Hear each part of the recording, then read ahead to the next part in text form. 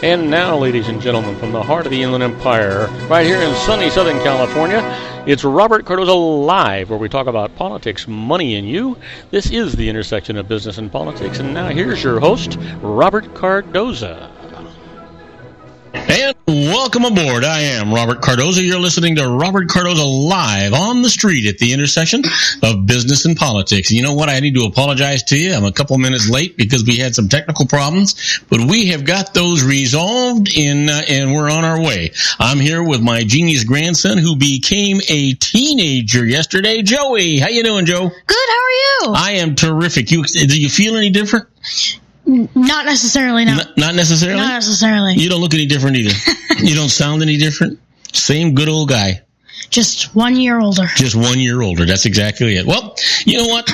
On today's show, we're going to discuss what's in the news, new legislation, the IRS loses, and we'll do our news segment, the rest of the story. That's our tribute to the late, great Paul Harvey.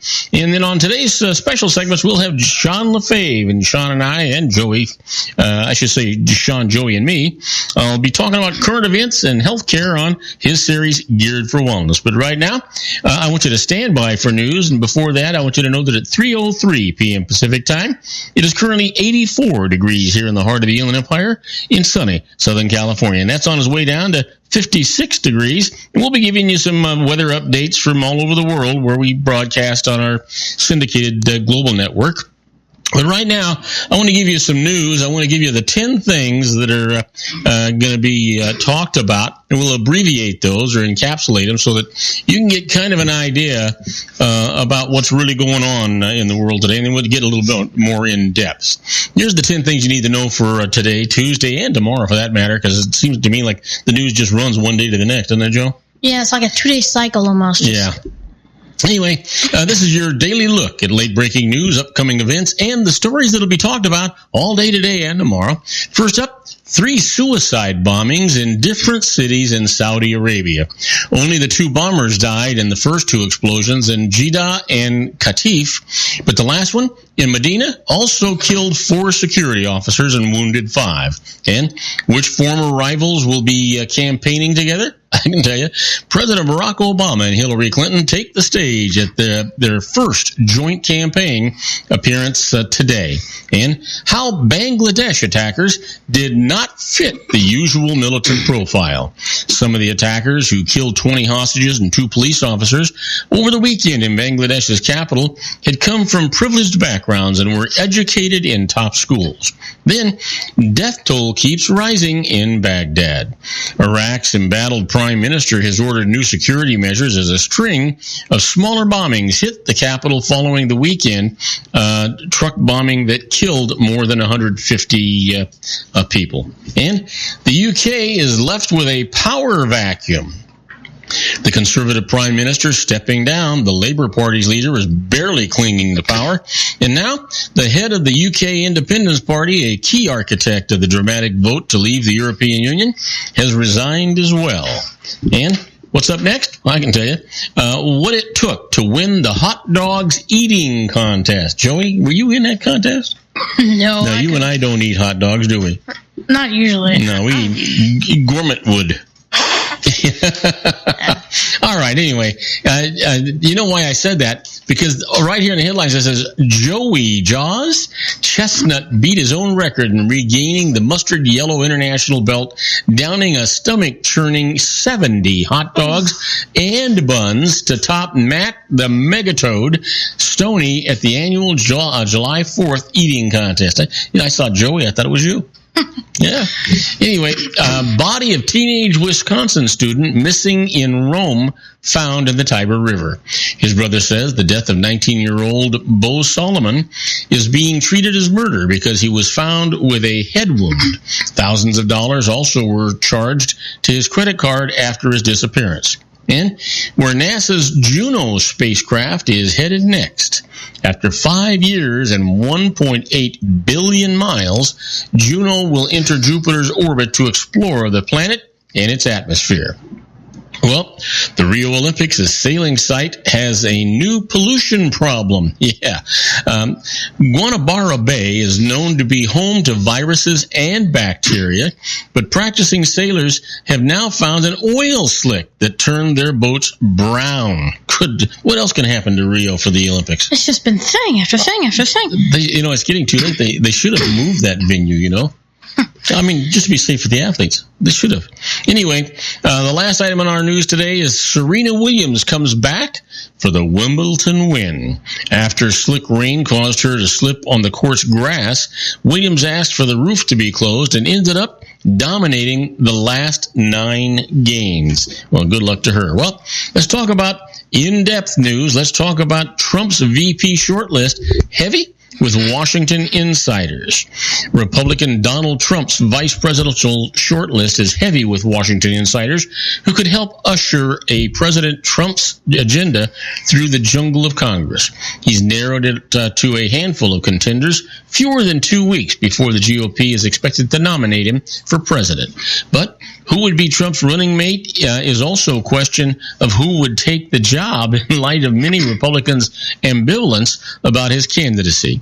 Many establishment types in the party are skipping the GOP convention. Here's a look at some of the men and women that he has met and is said to be considering. Well, of course, former House Speaker Newt Gingrich is one. Trump has long said that he's looking for an experienced insider with enough knowledge in Congress to push his agenda. And you know what? He could be the guy, but also the New Jersey governor, Chris Christie, could be the fella. In the months since his surprise endorsement, the New Jersey governor has become one of Trump's closest candidates or confidants, offering advice during crises and appearing by Trump's side at public events and fundraisers. Christie could be the guy. You never know. And then there's Tennessee Senator Bob Corker, currently the chairman of the Senate Foreign Relations Committee. Corker would bring serious foreign policy chops to a Trump ticket. Well, who knows? Who knows what's going to happen? There's also Indiana Governor Mike Pence. Trump met with Pence and his family over the weekend. Apparently, the Indiana governor left a good impression. You know what? My grandson Joey keeps making noise over there. He's pounding stuff down. You okay, buddy? Yeah, I'm fine. Okay. And then you know what? I'm not gonna go for the rest of these things. We're about a minute over. When I come back, I'm going to talk about some more news. That news isn't even all that interesting. We'll talk about the Islamic State tightens the grip on captives held as sex slaves. Right after these brief messages, do not go away. Got a lot of great show for you. If you want to increase your client base and sales, then consider this, the Relationship Building Network at RBN. Given the current economic conditions and challenges, we all need to work smarter, make smarter decisions, invest our hard-earned dollars where it'll yield the best return for our investment.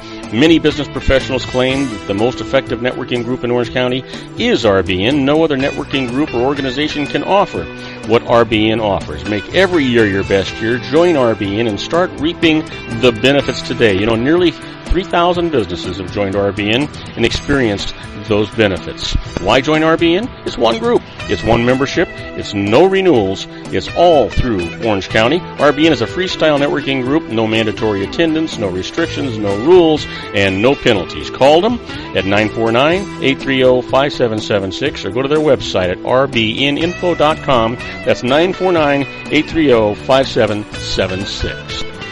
If you've ever dreamed of having your own business to make your life secure, Water's Edge Wineries might be just the ticket. In 2004, their founder, Ken Lineberger, created the first winery franchise in California. It was a new concept with all of the functionality of a traditional winery, but without the vineyards. They purchased high-quality grape must from one of the largest winemaking companies in the world. Then they craft each wine carefully and bottle it right at their location.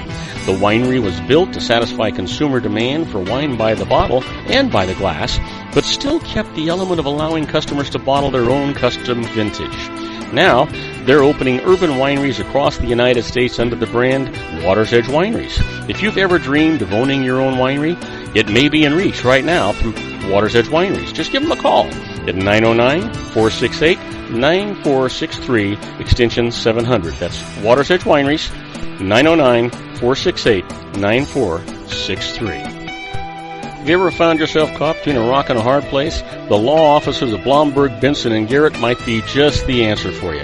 The attorneys of Blomberg, Benson, and Garrett have been serving the Inland Empire since 1989. They're dedicated to the aggressive litigation of civil, criminal, and real estate matters.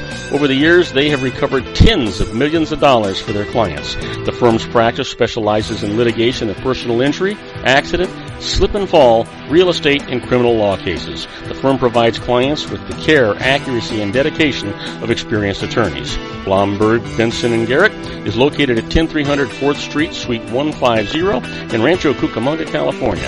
They've been providing the Inland Empire residents with outstanding legal services for over 25 years. They look forward to providing you with aggressive legal representation. Call them at 909-945-5000, where you can talk to a person, not a machine. That's 909-945-5000, the law offices of Blomberg, Benson, and Garrett. And now let's get back to our show where we talk about politics, money, and you.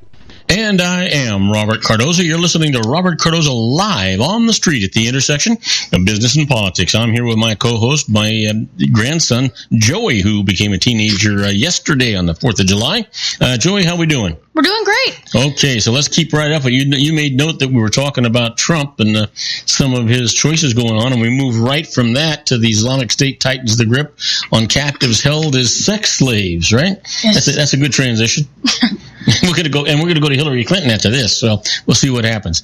In any event, the advertisement on the Telegram app is as chilling as it is incongruous. A girl for sale is virgin beautiful, 12 years, whatever is it? I just lost the thing. 12 years old. Her price has reached $12,500, and she will be sold soon. The posting in Arabic appeared on an encrypted conversation along with ads for kittens, weapons, and tactical gear. It was shared with the Associated Press by an activist with the minority Yazidi community, whose women and children are being held as sex slaves by the extremists. Wow. There's just no end to what these idiots do. It's depressing. Yeah, I mean, it's just, it's unconscionable. Just unbelievable. Oh, you know what? Before we get to, I better get to Hillary, because this is big news. This just came in. There's no charges for Clinton, the FBI says, despite biting criticism. And boy, there's a lot of it too. It seems to me like this is just totally unfair. The FBI lifted a major legal threat to Hillary Clinton's presidential campaign today, recommending no criminal charges for her handling of highly classified material in a private email account. But Director James Comey's scathing criticism of her extremely careless behavior revitalized Republican attacks and guaranteed the issue will continue to dog her. Comey's announcement effectively removed any possibility of criminal prosecution arising from Clinton's email practices as President Barack Obama's Secretary of State. Attorney General Loretta Lynch said last week she intended to accept the recommendations of the FBI and of career prosecutors. Well, I got to tell you, what a setup. That whole thing just smells. Don't you think? Yeah. Yeah, that whole thing just smells. It's just wrong. Let's talk about a little fact checking in this particular case. The Clinton email claims collapse under the FBI probe. Key assertions by Hillary Clinton in defense of her email practices have collapsed under FBI scrutiny. The agency's year-long investigation found that she did not, as she claimed, turn over all her work-related messages for release. It found that her private email server did carry classified emails, also contrary to her past statements. And it made clear that Clinton used many devices to send and receive emails, despite her statements that she set up her email system so that she only needed to carry one. FBI Director James Comey's announcement today that he'll not refer criminal charges to the Justice Department against Clinton spared her from prosecution and devastating political predicament. But it left much of her account in tatters and may have aggravated questions of trust swirling around her Democratic presidential candidacy. Well, you talk about payoff. It's ridiculous. Just absolutely ridiculous. I don't understand any of it. Well, The United Kingdom's Iraq War report could make grim reading for Tony Blair. 13 years after British troops marched into Iraq and 7 years after they left a country that still mirrored in violence, a mammoth official report is about to address the lingering questions: what went wrong? On Wednesday, retired civil servant John Chilcott will publish his long-delayed 2.6 million-word report on the divisive war and its chaotic aftermath. The U.S.-led conflict killed 179 British troops and some 4,500 American personnel. It also helped trigger violence that killed hundreds of thousands of Iraqis and still rocks the Middle East. You know what? It just keeps getting worse and worse and worse. It just unbelievable.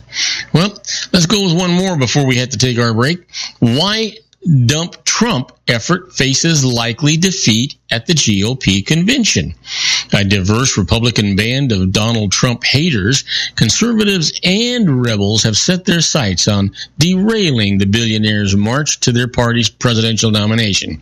They're seeking new supporters, spending money on TV ads, hiring staff, and even setting up office space near the Cleveland arena where the party gathers later this month for its national convention. Despite their ongoing effort, Trump is moving steadily toward nailing down the nomination. Here's why it won't be hard for the dissidents to prevail. Or will be, actually. The establishment, while many top Republicans have criticized Trump and announced that they won't go to Cleveland, the party hierarchy has largely been lining up behind his drive for the nomination, despite his divisive statements and unruliness as a candidate.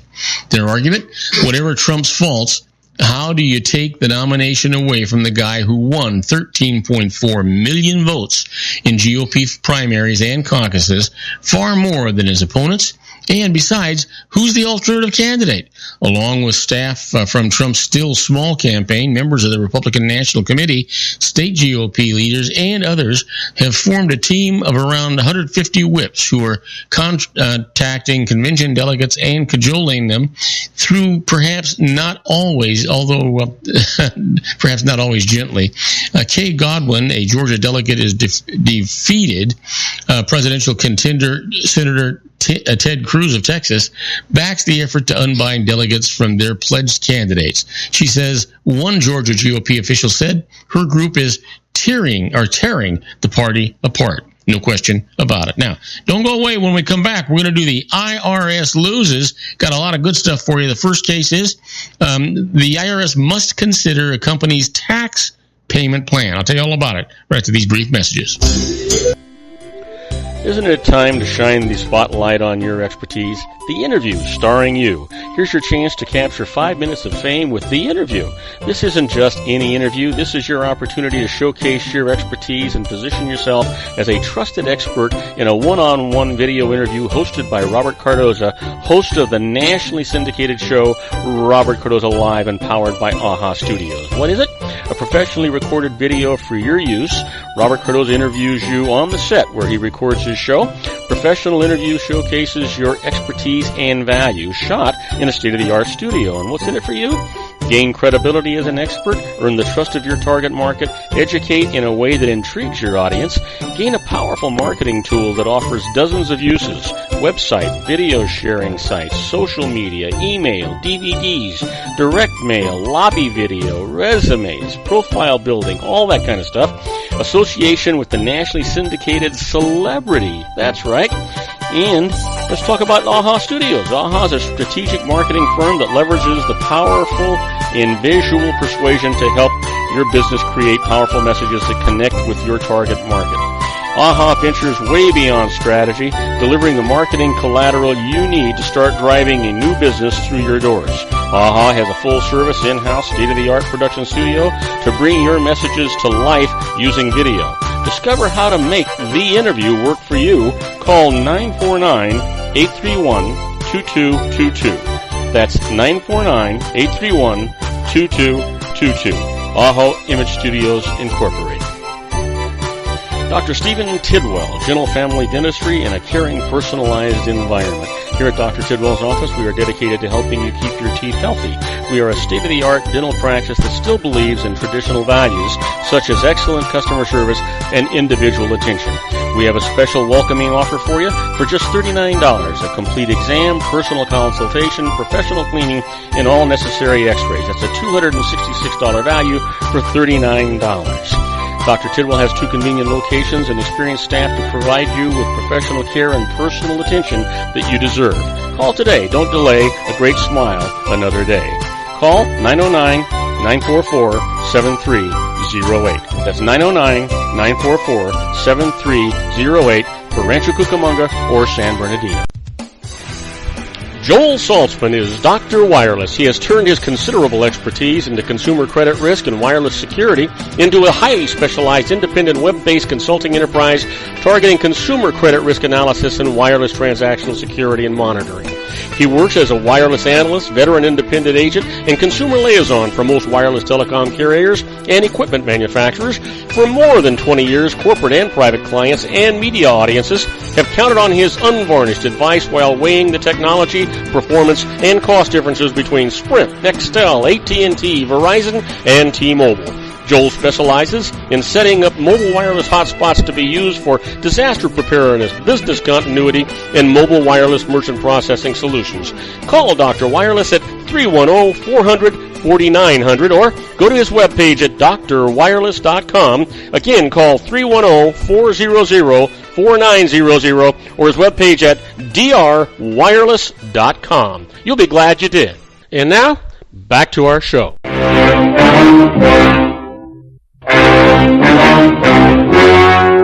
The story you are about to see is true.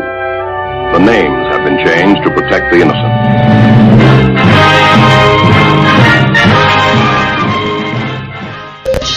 Okay, here we are, my favorite part of the show, the IRS loses.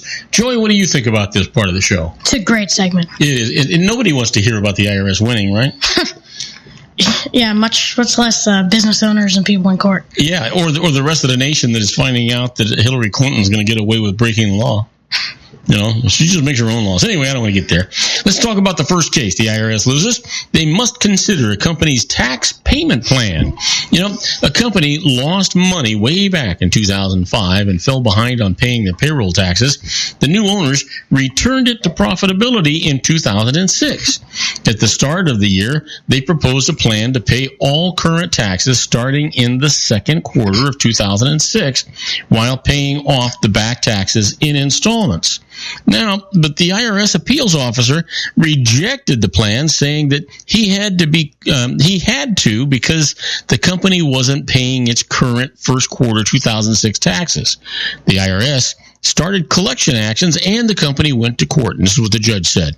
The appeals officer was simply wrong to say that he couldn't consider a reasonable payment plan because the current quarter's taxes weren't paid. The IRS is ordered to consider the payment plan now. And let's get to the new one, the next one, and that is the IRS concedes. You've heard me say many, many times, the IRS only concedes when they're pretty sure they can't prevail in court. So they go ahead and take their beating without that having to happen, and they don't want to become a precedent. In this case, a taxpayer can seek a new refund after agreeing not to. A company settled an audit dispute with the IRS by signing IRS Form 870-AD, which says that the taxpayer won't make an additional refund claim and the IRS won't assess any new tax unless it discovers additional wrongdoing by the taxpayer.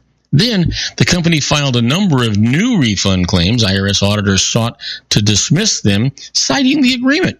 IRS counsel opinion is this: Form 870-AD is not a closing agreement that finally settles a year's tax, but applies only to items covered by the audit. Here, during the audit, neither side had taken any position on the items leading to the new refund claims, so the company remained free to make those claims. Just makes sense. Just common sense is all it is. You know, the IRS just continues to try and bend everybody else on all the rules to its own will. How about this? The IRS loses. They can't get work papers of a company's accountants. Here's the case. Tax accounting work papers generally are not protected by any privilege of confidentiality, such as a lawyer-client privilege. But in a recent case, when the IRS summoned work papers, the company refused to provide them, saying that they were included notes in its lawyers about how likely the IRS was to challenge certain items and amount of reserves that were set aside to cover the challenges. It was a court, is what the judge said. The work papers were privileged from the IRS because they were prepared in anticipation of litigation against the IRS. Their only value to the IRS was not in revealing the company's tax liability, but in revealing its litigation strategy. So, the company can keep them secret. The way it ought to be, right? Yep, absolutely. Well, let me give you one more. The IRS losers must pay a taxpayer's legal costs for a conceded case. The IRS tried to hold Clyde Kinnison personally liable for $160,000 of employment taxes that it said his business owed. But the IRS eventually admitted that it sent the tax assessment after the deadline for doing so and conceded the case. Now, Kinnison then asked the court to order the IRS to pay his legal costs. The IRS said that it shouldn't have to do so because his position had been reasonable until it missed the assessment deadline. This is what the judge said.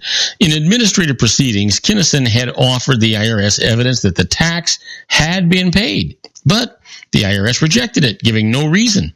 That was unreasonable. So the IRS must pay Kinnison's costs from that date until the date that it actually conceded on the case. So now you know what's going on with that kind of stuff. Well, you know what? You've heard me say many times you'd like to be a fly on the wall when the IRS is doing stuff.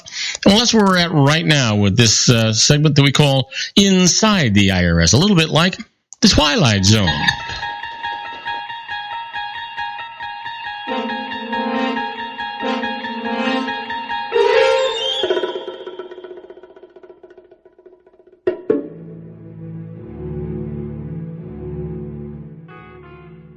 Okay, so these are not tax court cases, but they are decisions that were made that were actually published in things that the IRS is doing that you can use to your advantage if you know about them. So put your listening cap on and pay attention to what's going on. Now, in this case, we're going to talk about a poorly executed estate plan, and it's targeted by the IRS. Now, a cautionary tale is what this really is. Professional advice was obtained in an effort to save estate tax, and as a result, a family limited partnership, we call it an FLP, was actually formed. The big problem here is real property was not transferred into the family limited partnership until 2 days before the taxpayer actually died.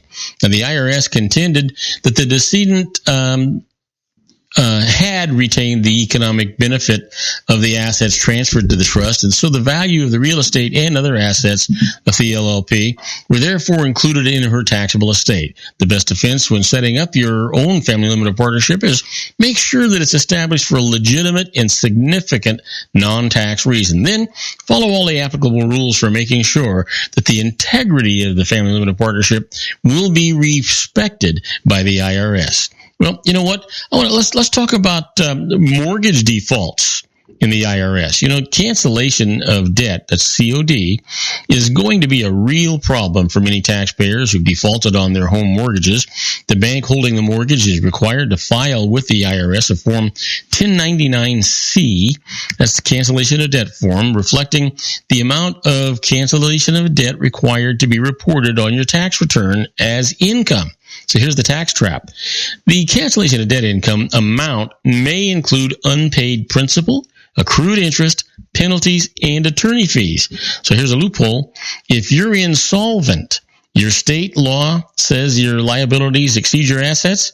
When you default, the amount of cancellation of debt is not considered income. And that's what's really, really important for you to know. Now, do not go away, because when we come back, we're going to be with our own Sean LaFave in the Geared for Wellness Corner. I'm not sure what we're going to talk about, probably current events and a lot of health issues. We'll see what he's got on his desk just as soon as we come back from these brief messages. Do not go away. It's always a lot of fun with Sean. If you want to increase your client base and sales, then consider this. The Relationship Building Network at RBN. Given the current economic conditions and challenges, we all need to work smarter, make smarter decisions, invest our hard-earned dollars where it'll yield the best return for our investment.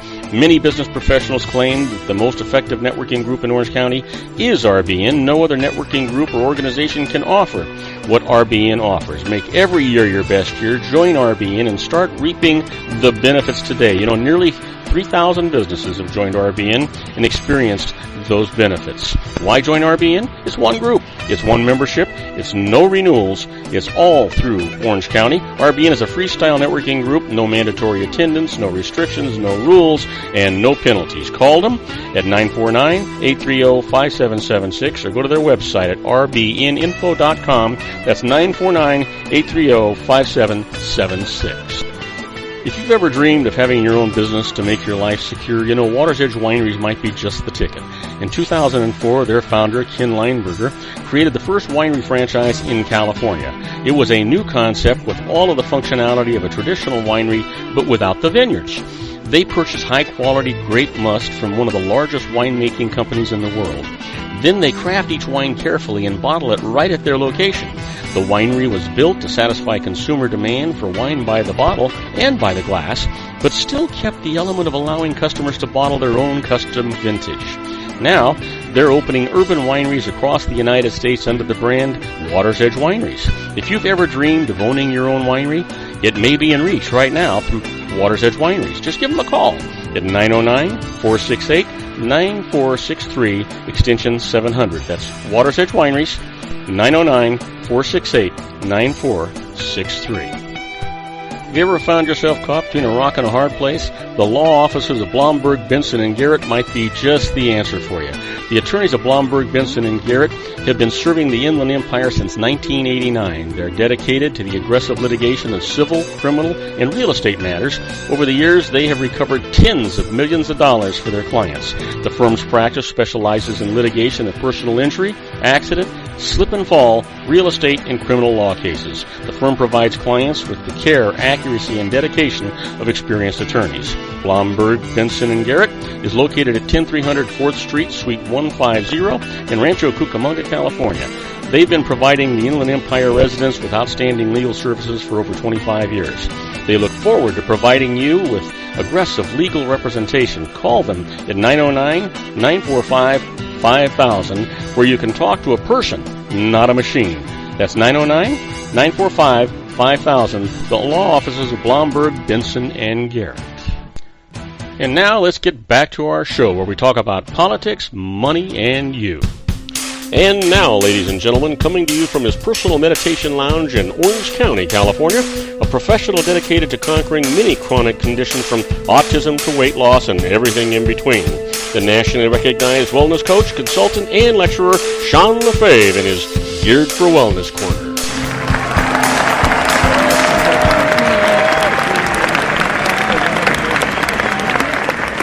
And I am Robert Cardoza. You're listening to Robert Cardoza Live on the street at the intersection of business and politics. We're at 3:35 p.m. Pacific time. Currently 87 degrees here in the heart of the Inland Empire in sunny Southern California. It's on its way down to 57 degrees. And if you're listening to us on our globally syndicated network and you're in New York City, well, it's 85 degrees and it's clear. And if you're in Chicago, Illinois, it's 86 degrees and mostly cloudy. I'm here with my co-host today, my grandson Joey, who turned 13 years old yesterday on the 4th of July. You don't feel any older, do you, Joe? Nope. No older at all. Well, I'll tell you somebody who's getting older every single day.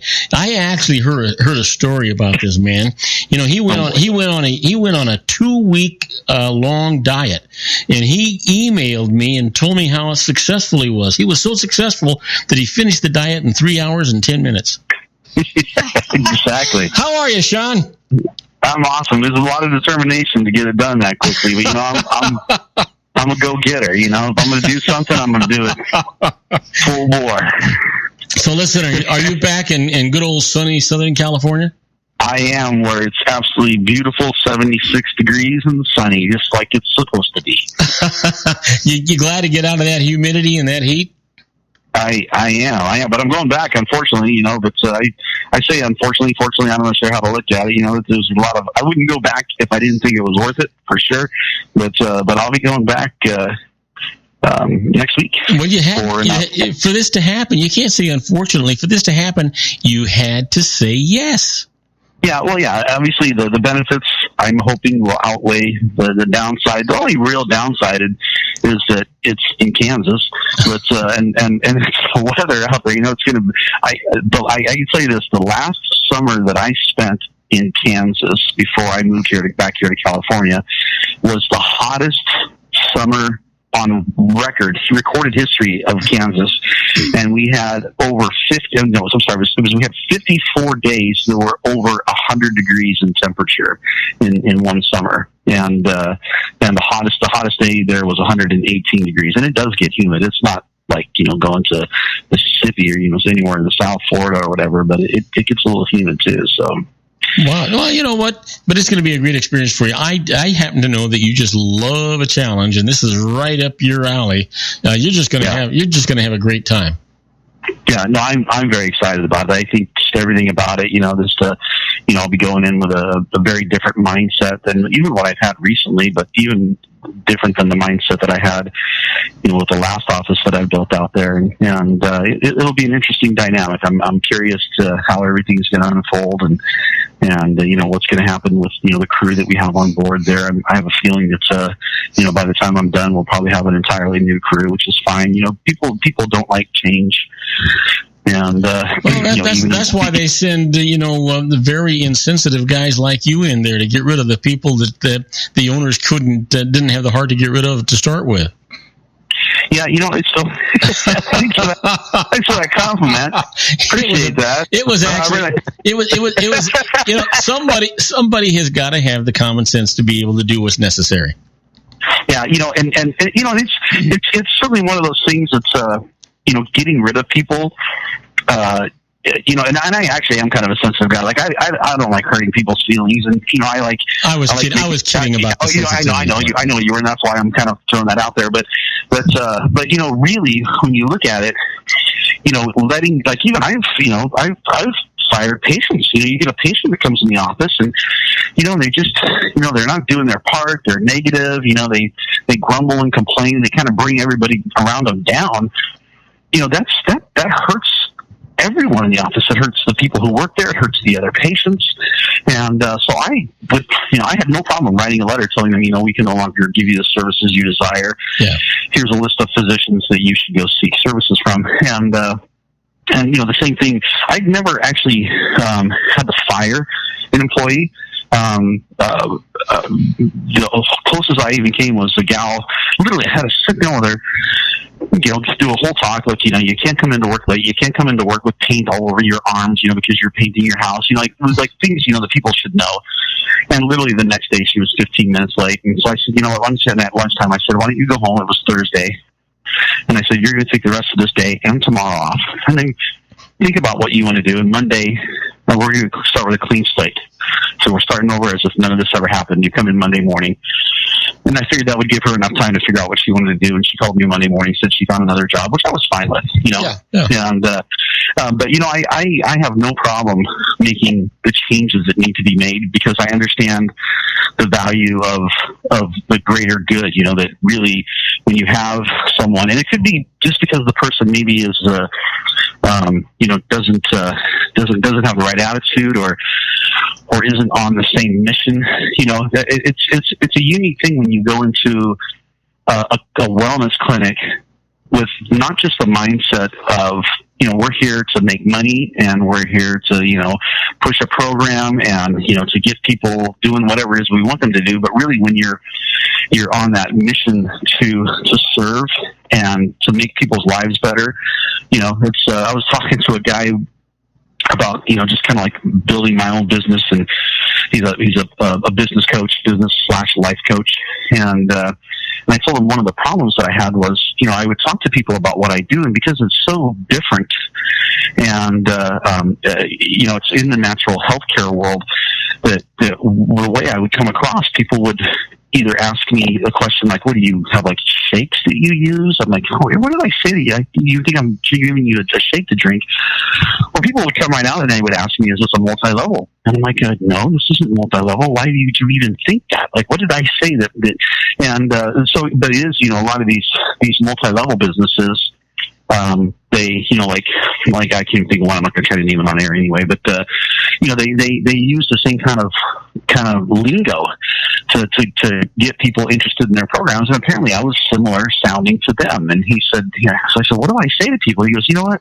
Just next time someone asks you what you do, just tell them I make people better.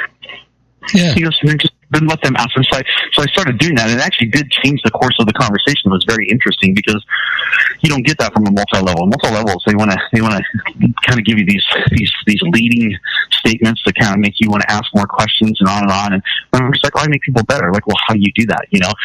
And so it really did open up the conversation. But and I have no idea where I was going with that. Oh, just that's the point. The mission is, when you're there because you want to make people better, not just simply because you need to sell programs so you can pay your rent, or because this is what you were taught to do. You're always looking for, how do I better serve people? How do I make their lives better and benefit myself as well, and benefit everybody around? And how do I get them on that mission to understand that we've been taught to live a certain way, and all of a sudden we're realizing that that's not working. We look at our country, and we've got our food pyramid, or whatever they call it now, and we've got all the FDA recommendations and the USDA and all this stuff going on. The CDC's telling you to do this and that, and the fact is, we're getting more unhealthy, we're getting fatter, we're having more diseases, we're on more drugs, and people, you just get indoctrinated into this. And so when you try to teach them, look, there's a better way to live. Maybe instead of taking drugs, you just eat vegetables, and so you get on this mission, and some people, they're just not comfortable being on a mission like that. They just want to show up, do their job, and go home and not think about it. And those aren't bad people. That's just how they are. But they call them teachers, don't they? Yeah, exactly. So, gosh, wouldn't that be nice to have a schedule where you just work 9 to 9? I know they do work during the summer, and during those 9 months, in the evenings, they're grading paperwork and everything. But there are times, because I love to teach, it's actually one of my favorite things to do. Mm-hmm. And I've always thought, maybe I should have just been a teacher. I think that if I went with the right mindset, because I think back, at some of my favorite teachers, the ones that you could tell loved what they did. Sean, the truth is, you are a teacher. You're teaching people how to live a healthier, a better, more fuller life. I mean, that is teaching, isn't it? Yeah, it is a form of teaching. You're right. That's exactly what it is. And it's what I do. It's why I like holding little classes. It's why I like doing big talks.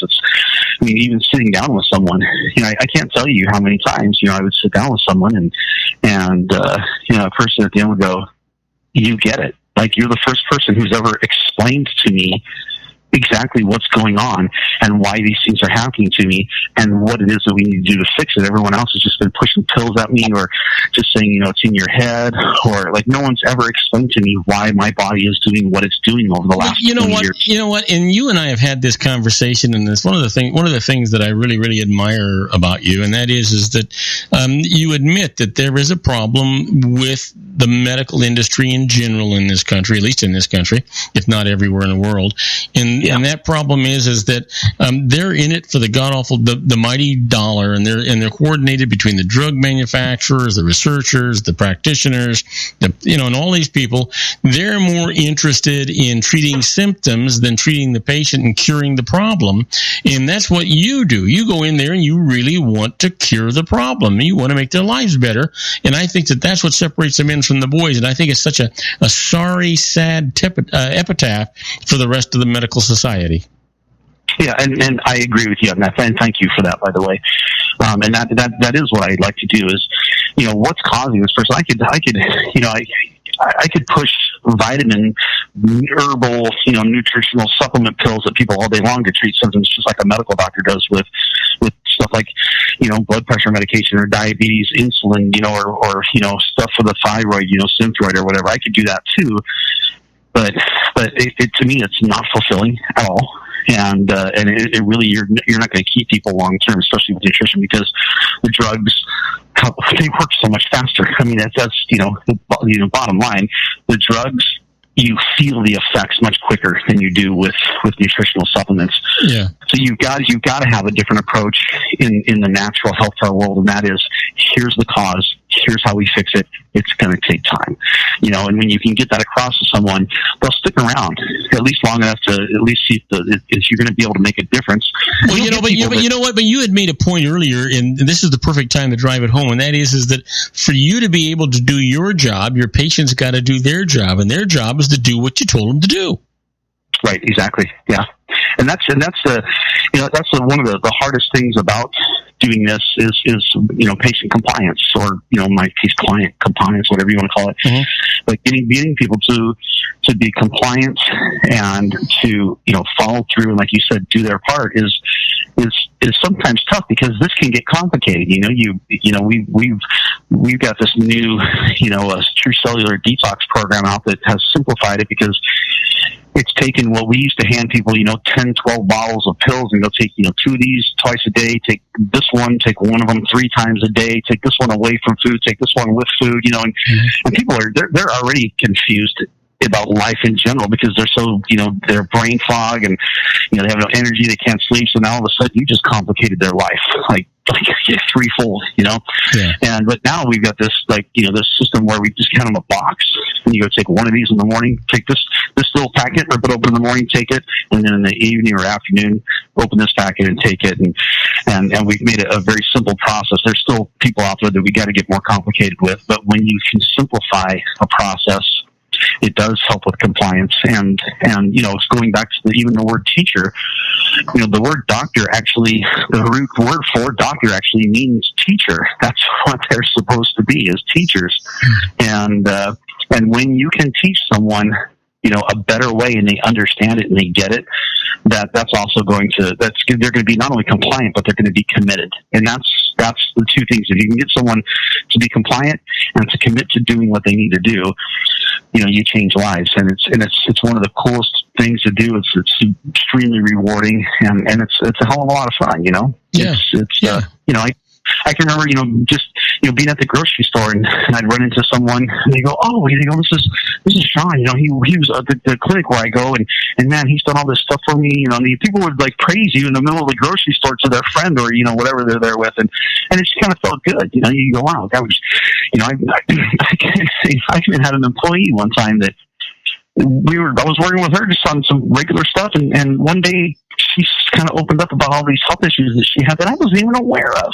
Yeah. But I've been helping her. I was helping her with stuff that I didn't even know she had, and it was incredible, So it's just it's a lot of fun, and I enjoy it. So I'm not sure. The reason it's fun, and I got to tell you, because people.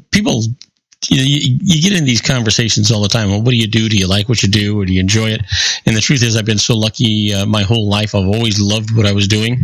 And the truth is that you can't be good at what you're doing if you don't enjoy it. And if you don't enjoy it, it's because you're not very good at what you're doing. Right. Yeah. Yeah. That's and that is 95% of the time true. I do. It's so funny.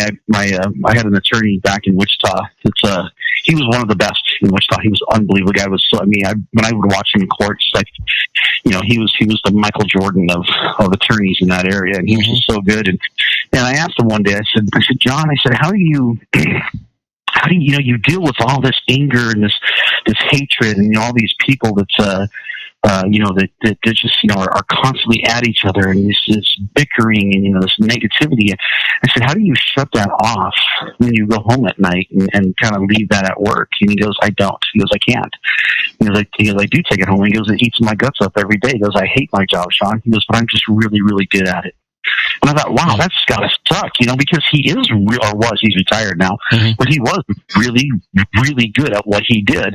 But I couldn't, just because when he was doing it, when you watched him in court, he was just, you would blow your mind. He was so good out there. And so for him to say, I hate my job, it just, because it didn't show, because he was that good at it,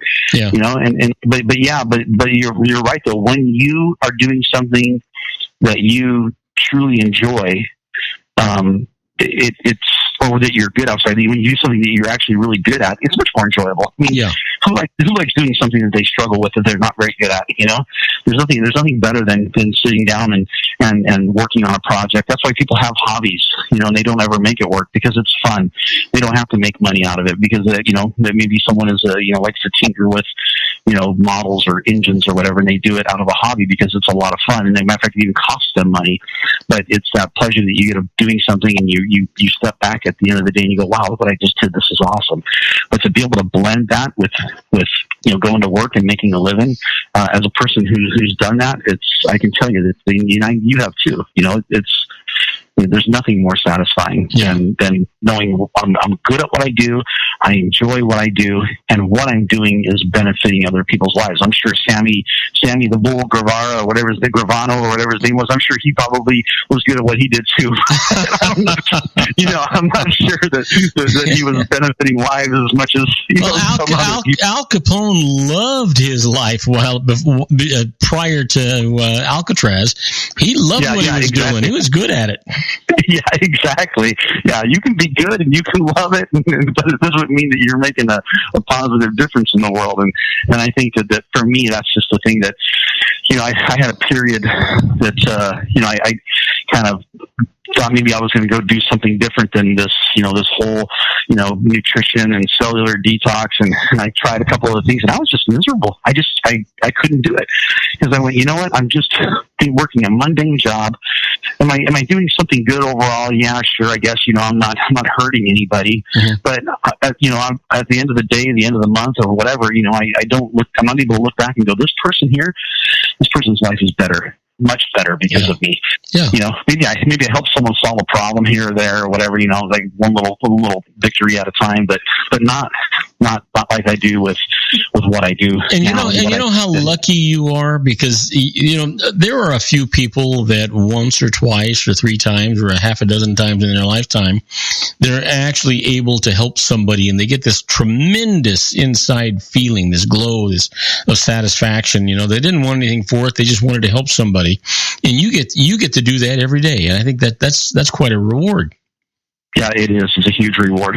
Yeah, matter of fact, I was reading about this one time, and they talk about people like let's say, you know, you get someone who rescues a person from a burning building, or you know, maybe there's a car crash where someone does something. You know, you get someone that does something heroic, you save someone's life, and then you get a lot of attention from it, and you go, man, they say that people have like a post, you know, depression from that, because all of a sudden you got all this attention because you like you say, every once in a while, maybe someone who's an average person who works an average job, you know, maybe at working at the mill or, you know, whatever, some sort of assembly line job, all of a sudden got put in a situation where he or she had to do something extraordinary and pulled through and made it happen. And now everyone's going, what a hero. And all of a sudden the hero status fades away and they go into a depression because they don't know how to get that feeling back. You know, it's like a drug. Yeah. You know, so listen, we've got about a minute, 2 minutes before we have to go into our next segment. The first thing I wanted to say when we got on the air, but I take a chance, is Joey, happy birthday, man. Thank you.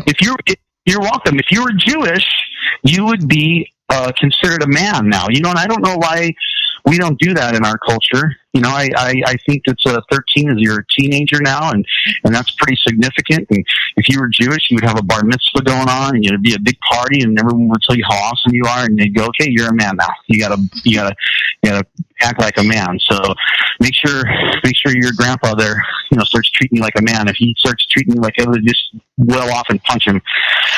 Because that's what a man does, right? I treat him like a master. I serve him. I cook for him. You know.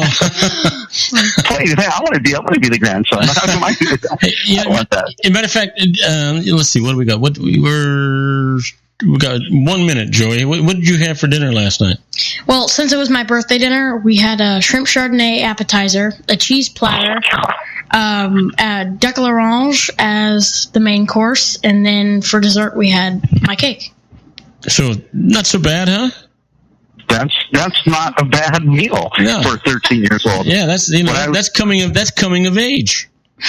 I'm pretty sure that when I was 13, if I used the word cheese platter, it would have been like it would have been cheddar cheese that I sliced up myself and put on a small plate. That would have been my I honestly don't know. The only two cheeses that I knew in the world when I was 13 was cheddar cheese and American cheese, and I knew that I hated American cheese. Yeah, I liked American cheese, but I liked American cheese and I liked Cheese Whiz. Oh, you're one of those. Like Cheese Whiz. I went to Philadelphia, and I was so excited to go get a Philly cheesesteak sandwich, and I was depressed. I was able to get provolone. Oh, you found out they put Cheese Whiz in the Philadelphia. And I was just like, I can't believe I don't even want to try it. Well, Joey, I'm glad you had a good meal, but we'll go to a break and we'll talk about more. You send me some articles. We'll talk about some of these articles and just some other stuff when we get back. All right, sounds good. We've been talking to our own Sean LaFave in the Geared for Wellness Corner. We'll be right back with my grandson Joey, Sean, and some really, really interesting stuff. Don't go away. If you want to increase your client base and sales, then consider this, the Relationship Building Network at RBN. Given the current economic conditions and challenges, we all need to work smarter, make smarter decisions, invest our hard-earned dollars where it'll yield the best return for our investment. Many business professionals claim that the most effective networking group in Orange County is RBN. No other networking group or organization can offer what RBN offers. Make every year your best year. Join RBN and start reaping the benefits today. Nearly 3,000 businesses have joined RBN and experienced those benefits. Why join RBN? It's one group. It's one membership. It's no renewals. It's all through Orange County. RBN is a freestyle networking group. No mandatory attendance, no restrictions, no rules, and no penalties. Call them at 949-830-5776 or go to their website at rbninfo.com. That's 949-830-5776. If you've ever dreamed of having your own business to make your life secure, Water's Edge Wineries might be just the ticket. In 2004, their founder, Ken Lineberger, created the first winery franchise in California. It was a new concept with all of the functionality of a traditional winery, but without the vineyards. They purchased high-quality grape must from one of the largest winemaking companies in the world. Then they craft each wine carefully and bottle it right at their location. The winery was built to satisfy consumer demand for wine by the bottle and by the glass, but still kept the element of allowing customers to bottle their own custom vintage. Now, they're opening urban wineries across the United States under the brand Water's Edge Wineries. If you've ever dreamed of owning your own winery, it may be in reach right now through Water's Edge Wineries. Just give them a call at 909-468-9463, extension 700. That's Water's Edge Wineries, 909-468-9463. Have you ever found yourself caught between a rock and a hard place? The law offices of Blomberg, Benson, and Garrett might be just the answer for you. The attorneys of Blomberg, Benson, and Garrett have been serving the Inland Empire since 1989. They're dedicated to the aggressive litigation of civil, criminal, and real estate matters. Over the years, they have recovered tens of millions of dollars for their clients. The firm's practice specializes in litigation of personal injury, accident, slip and fall, real estate, and criminal law cases. The firm provides clients with the care, accuracy, and dedication of experienced attorneys. Blomberg, Benson, and Garrett is located at 10300 4th Street, Suite 150 in Rancho Cucamonga, California. They've been providing the Inland Empire residents with outstanding legal services for over 25 years. They look forward to providing you with aggressive legal representation. Call them at 909-945-5000, where you can talk to a person, not a machine. That's 909-945-5000, the law offices of Blomberg, Benson, and Garrett. And now let's get back to our show where we talk about politics, money, and you. And I am Robert Cardoza. You're listening to Robert Cardoza live on the street at the intersection of business and politics. We're at 4 p.m. Pacific time. It is currently 86 degrees on its way to 57 degrees here in the heart of the Inland Empire in sunny Southern California. And if you're on our global syndicated network and you're in Paris, France, well, you know what? It's 81 degrees and clear. And if you're in Rome, Italy, it's 72 degrees and clear. And if you're in, Newport Beach, what would it be, Sean? 75 and sunny. 75 and sunny. And the man is saying, of all the places for me to be at 4 o'clock in the afternoon at the beach, I'm on the radio. I can't believe it. I know, right? That's okay though. There's a lot of things I would let go of if I had a chance to be on the beach in 75 and sunny, but talking to you is one that I would hold on to. So I'm good giving up my beach time for Robert Cardoza. That's, this is why the people who know me well, and I talk about, all the things that I do, they'll all tell you that this is Sean's favorite time of the week right now is these 2 hours that I get with you on Tuesday and Thursday. Yeah. Wow. How great is that? That's fantastic. Thank you so much. Hey, so listen, you wanted to talk about some of the stuff I sent you. I didn't read all the articles, but which one hit your hot button? Or you want to deal with, or just want to deal with them? There was one specific. Oh gosh, what happened to it? Oh great! Now my computer decided to give me blank pages on these. There was the one about the pricing that I figured we were definitely going to talk about. Yeah. And the one about GMOs in Vermont. I thought that was a good one too. I knew you'd want to talk about that too. Absolutely, absolutely. And there were other ones I could send you, but I tried to send you the ones that it made some sense anyway. By the way, did you get the one I sent you on the practice surgeries going virtual at the Chicago Medical Center? Oh, yeah. I thought that, what I thought was interesting about that, I think the part that I found most interesting, a virtual surgery, that makes sense. I mean, we've got such technology, we should be able to do anything virtually. I mean, we have flight simulators for pilots. They've been doing that. In fact, when I went through training to be an in-flight refueling specialist to refuel airplanes in flight, we had a simulator, but what it was actually the refueling pod. You're back there, and it looks just like a refueling pod in the back of the KC-135. But the window was actually, I think it was a TV screen. But what they had is they actually had a camera on a little model airplane.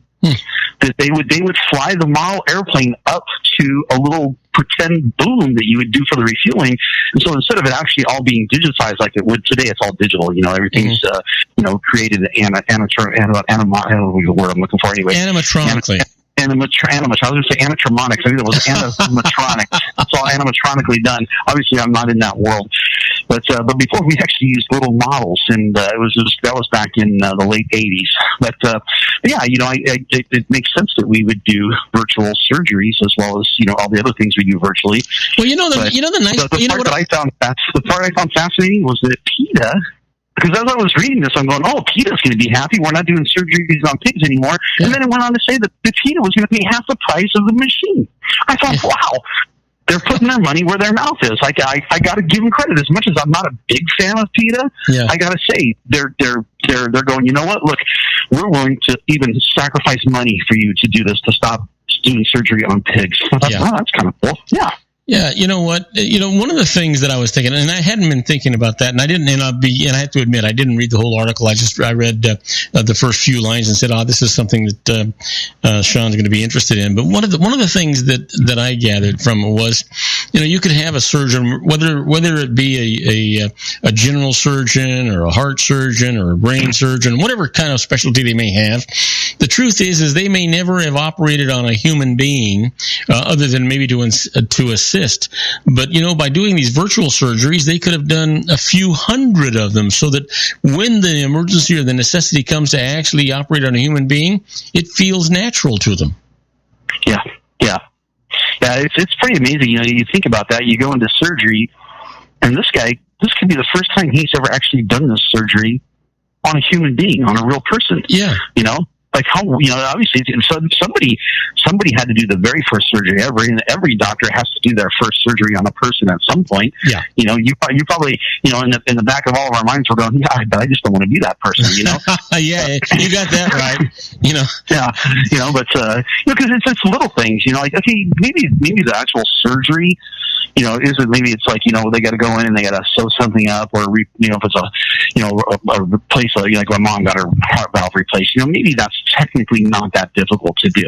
You cut the old one off, put the new one in place, hold it still, sew it up really well. I'm sure I'm simplifying this ridiculously, but the article actually said that it's really a mechanical thing. It's just like when you start doing surgeries, it's a mechanical thing. You start learning it that way, and anybody that learns the mechanics of it could actually do the surgery. The problem when you really need to have background and knowledge is when something goes wrong.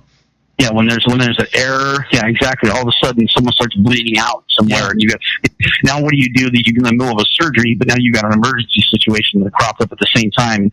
Yeah, exactly. And even little things like and we all do this. I love to work on cars. It's fun, but every now and then you work on a car, and you'll close the hood, and you'll go to start it up, and you'll hear it clunking. You're like, what's that? You realize you left a wrench in there. Well, people do that. They leave tools inside of human beings after they close them up. They sew them up. And there's a surgical tube or a surgical piece of equipment like a clamp or something that's still inside. So it's the little things like that that I would actually be more worried about. Not someone going in and doing the as you say, the mechanical part of making it happen, but all the little details of making sure everything's sewn up right, making sure that you didn't leave a sponge inside of me or something weird like that. Yeah, my guess is they should, hopefully they have somebody counting this stuff, what went in and what came out. Yeah, you would think that would be standard 100%, especially as much as surgeries cost. Like I said, it's these heart surgeries like my mom just got, they're upward of $200,000, for a heart surgery. So I think that we should be able to pay someone, $15 an hour to stand there and go, okay, we had 4 clamps when we started. We've got 3 now, guys. You know what? Here's the deal. When somebody's got my chest busted open and they've got their hands on my heart and they're cutting on me, I don't want anybody in that room at $15 an hour. I want. People complain about brain surgeons and all these master surgeons and these guys. They think they're gods, and I'm thinking to myself, what would you rather hope that he was thinking he was a plumber, for God's sakes? He's got his hands on your brain or your heart. Yeah, it's funny. You mentioned that, and it's funny. I've been thinking about writing a book, and I think a lot of people, think about writing books, and probably more people think about writing them than actually go out and do them. But which has been the point I've gotten to so far. But there's all these little things that you want to impart to people, and like you just said, if someone's going to be doing surgery on me, please don't pay that person $15 an hour, even if all that person is doing is wiping the sweat off the doctor's brow. Yeah, like I want that guy making $40-$50 an hour. You know what I'm saying? So he doesn't. Yeah, I want that person to think he's a professional sweat remover. I want him to be proud of his job and the amount of money he makes. I do not want him disappointed while somebody's got me cut open. Right, exactly. And I think this is something that probably universally most people, the vast majority, maybe everybody, is guilty with at some point. And that is, we all want to get a bargain.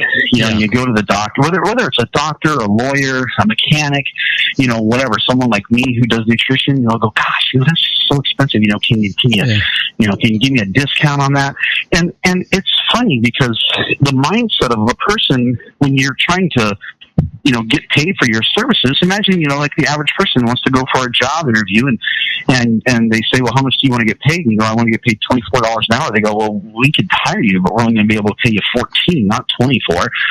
You feel devalued. Yeah. And I can tell you from experience and just stuff that I've even even stuff that I've even read about, how this type of thing works, that when you pay someone full price, they won't work.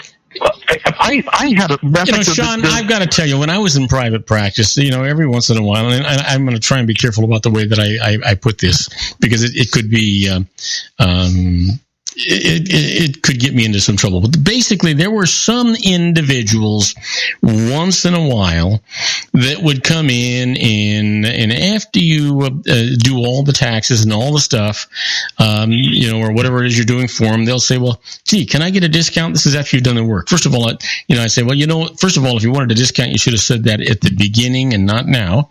And my discounts, they start here and go higher from there. But here's the deal. I'll give you a discount. What part of your tax return don't you want? Yeah, exactly. Yeah, and that's exactly what people should expect. If you don't want to pay the price that's in front of you, expect to get less of a service. And in fact, that's the attorney that I was talking about, John, back in Wichita. I had become friends with another guy who was so kind of like, you get referrals, your friends refer things. And so I had a group of there was a few of us that I knew that used his services. And one of them was a guy named Duke. And of course, you know how attorneys are, they're expensive. And, when you're trying to get your stuff done, you want to pay them, but maybe you don't have the funds. And so you're like, hey, I'll pay you a monthly payment as I can, and go along. And I was in that situation, and I hate being in that situation, but that's where I was. And one day he said to me, he goes, Sean, do you see who my favorite client is out of all the clients that I have? I said, no, who's that? He goes, it's Duke. And I said, okay. He goes, why is that? He goes, you really want to know why? I said, yeah. He goes, because he pays me 100% of my fees every single time, and I never have to ask him for $1. He goes, he just writes me a check as soon as we're done, and that's it. And he goes, I love working for him because I know that I'm going to get paid exactly what I'm worth. Yeah. And the key to that was not he's going to get paid what he's worth. That is key, but the bigger key is I love working for him because of that. And so, it's part of the, I don't know how we got on this topic. I guess talking about the $15 an hour guy, removing the tool. Maybe what they should do is they should go, okay, here's your job. Your job is to make sure the tool doesn't get left inside the person. So all of these tools, they're worth $200 a piece. When you turn them in, that's how much you get. Yeah. If one's missing, you don't get anything. You know what I'm saying? Yeah. You're going to make sure that you got all the tools out of the person. Yeah. But it's true when you have someone, and I tell you what, it's an interesting dynamic too. Matter of fact, there's a really cool book out there. It's called Irrational. Predictably Irrational, I think is the name of the book. And it's really interesting because it talks about how people really behave in an irrational way, but it's predictable how they're going to be irrational in the things they do. And it's a really good book. I read it years ago. And one of the examples that they use is they would give someone I think it was an aspirin or something for a headache. Mm-hmm. And they did it with a bunch of people. They studied this. They said, okay, this aspirin is worth, I think it was 10 cents. I think was one of the prices they used. Mm-hmm. And the other one was $1.50 or something like that. Well, the people who had to pay the $1.50 for the aspirin significantly had higher improvement in their pain levels. Their pain levels dropped significantly more than the people who paid 10 cents for the exact same pill. So when you pay full price, you expect full results, and you actually get better results, even though some of it may be placebo or because you're set up psychologically for the positive result, right? Right, exactly, and that was the whole point of this book, was that even though you can have two things that are exactly the same, they've proven this with things like bottles of like whiskey or scotch or whatever, which is a whiskey, but mm-hmm. bottles of alcohol, whether it's wine, whiskey, or whatever. Mm-hmm. The label, depending on how the label will look, will determine how much people will enjoy drinking that particular beverage. The label will determine just as much as the contents how much I enjoy drinking this because of my visual appeal to it. I look at it, and if the can is silver and it just says soda in plain black letters with a white label, I know it's generic, but it could be Coca-Cola inside. And then I see one that says Coca-Cola and it's got the new, the little sayings that they put on, and it's all pretty. Chances are I'm going to like the one that says Coca-Cola over the one that has the white label that says cola. And we've proven this, but that holds true even to people paying. I can remember a gal that's She was a Walmart employee. She wasn't a manager or anything like that. She's just a normal Walmart employee. Just worked hard, saved her money. She didn't spend a lot of money on things. And she was in her mid-40s or something like that. And we told her, here's our program. It's $2,400. And she just went, because we'd already told her, this is what we can do for you. This is how this is going to work. And she just went, okay. And she pulled out her checkbook and wrote me a check for $2,400. A woman who was a Walmart employee. Yeah. And you know what? She got every single result that she came to our office for. Yeah. And there's something to be said about the power of like you said, everybody's got to do their part. Sometimes your part is paying the full price of what you're asking for. And, the thing is, like, for me, I don't have a problem with that. There are times when I struggle and I go, gosh, I'd really like that. I would actually most of the time rather walk away than ask someone, unless it was something, you know, that I really absolutely needed. But if it was something that I just went, you know what, I can walk away from this because I can't afford it, I'll wait until I got the money. Yeah. But for me to get to the point where I can offer people these programs, I have literally, without, this is not even exaggerating, I've spent hundreds of thousands of dollars learning how to do what I do. Yeah. You know? And I didn't even go to college. That's not even including I went to college, but that's not what I'm saying. I didn't go to college to be a nutritionist. No, you know, but what you're saying is really interesting. I remember, and I think the same thing pertains to you. It's about, you know, taking advice and things like that. I can remember people coming into my office. They were depressed. They were upset. They were scared to death. They needed to have professional help.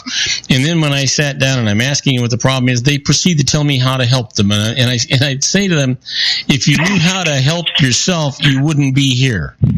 Yeah, you wouldn't be here if you had done this right to start with. Yep. Yeah.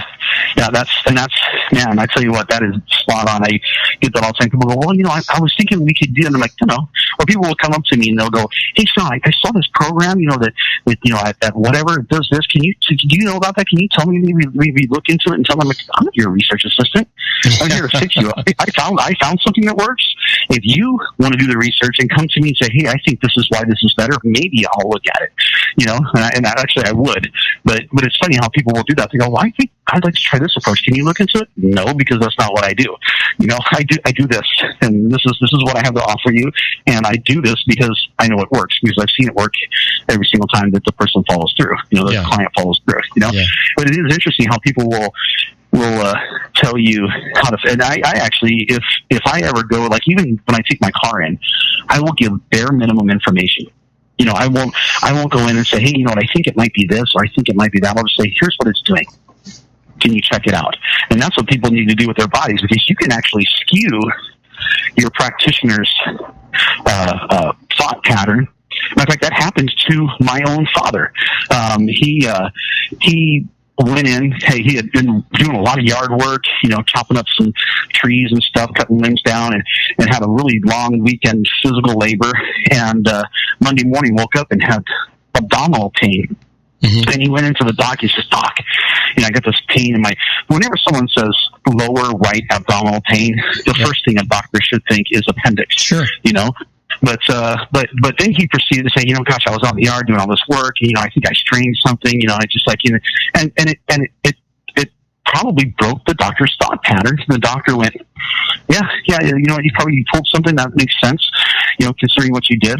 Here's some, you know, some pain meds or whatever he gave him, and sent him on his way home. Well, 2 days later, he went back in the hospital, doubled over in pain because his appendix had burst. Yeah. You know, if he had just said, hey, doc, I got pain right here, and then shut up, the doctor probably would have diagnosed him properly. But he convinced the doctor what was wrong with him, and ended up paying a much greater price, where he was in bed rest for, you know, weeks on end after that. It took him months to recover from it because it ate holes into his intestines and on, because he wanted to tell the doctor what was wrong with him. Well, you know, you're absolutely right. I remember years ago, I was just a teenager, and had this doctor. He's long since dead now, but I remember I was feeling just miserable, and I'm just, you know, I went to his office. I'm sitting in there, and he walks in. His name is Dr. Diaz, and he says, and, you know, he'd known me since I was just a little guy. And he says, well, Bob, what's wrong with you? And I said, well, if I knew that, I wouldn't be here, would I? You know? That's your job. Yeah. You know, anyway, we've got to take a break. When we come back, we're going to talk some more about, you know what, just whatever the hell we talk about. How's that sound? Yeah, that sounds great. All right, we'll be right back with Sean LaFave and my grandson, my teenage grandson. Hey, Joey, I love you, buddy. I love you, too. Okay, we'll be right back. Isn't it time to shine the spotlight on your expertise? The Interview, starring you. Here's your chance to capture 5 minutes of fame with The Interview. This isn't just any interview. This is your opportunity to showcase your expertise and position yourself as a trusted expert in a one-on-one video interview hosted by Robert Cardoza, host of the nationally syndicated show Robert Cardoza Live, and powered by AHA Studios. What is it? A professionally recorded video for your use. Robert Cardoza interviews you on the set where he records his show. Professional interview showcases your expertise and value, shot in a state-of-the-art studio. And what's in it for you? Gain credibility as an expert, earn the trust of your target market, educate in a way that intrigues your audience, gain a powerful marketing tool that offers dozens of uses, website, video sharing sites, social media, email, DVDs, direct mail, lobby video, resumes, profile building, all that kind of stuff. Association with the nationally syndicated celebrity. That's right.